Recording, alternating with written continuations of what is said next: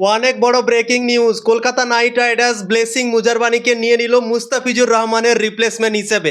Blessing মুজারবানি Pakistan super লিগে ছিল, কিন্তু ব্লেসিং মুজারবানি আইপিএলে সুযোগ পাওয়ার জন্য পিএসএল থেকে নিজেকে উইথড্রল করে নিল এবং কলকাতা নাইট রাইডার্সের দল থেকে আইপিএল 2026 সালে খেলতে চলেছে বন্ধুরা। তো অনেক অনেক অভিনন্দন, অনেক অনেক কংগ্রাচুলেশন। আমরা আগেই বলেছিলাম, ডিসকাস করেছিলাম ব্লেসিং মুজারবানিকে নিয়ে কি কলকাতা নাইট রাইডার্সকে নেওয়া উচিত ব্লেসিং মুজারবানিকে। টি-20 বিশ্বকাপে অসাধারণ পারফরমেন্স করেছিল, জবরদস্ত বল করেছিল, সে উইকেট নিয়েছিল, বড় বড় উইকেট নিয়েছিল।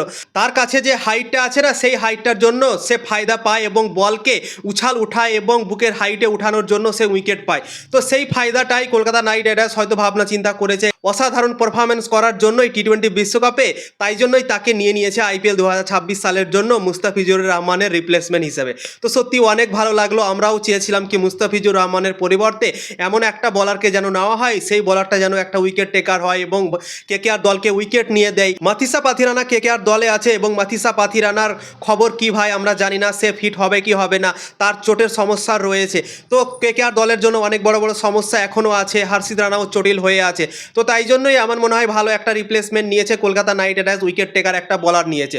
যদি ধরো মাথিসা পাথিরানা খেলতে না পারে, ধরো আইপিএলের কিছু ম্যাচ সে মিস করে, ধরো হাফ সিজনটা মিস করে গেল, তাহলে কিন্তু ব্লেসিং মুজারবানি এমন একটা বোলার, সে উইকেট নিয়ে দেবে সবসময় এবং কেকেআর দলের হয়ে উইকেট টেকার বলার হয়ে কাজ করতে পারে আমার মনে হয়। তো ব্লেসিং মুজারবানিকে কলকাতা নাইট রাইডার্স নিয়েছে, অনেকটা খুশি হয়ে গিয়েছি আমরা এবং আশা করছি কেকেআর ফ্যানরাও অনেকটা খুশি হয়ে গিয়েছে এই সিদ্ধান্ততে কলকাতা নাইট রাইডার্সের। তো ব্লেসিং মুজারবানিকে আমাদের কেকেআর দলে অনেক অনেক স্বাগতম।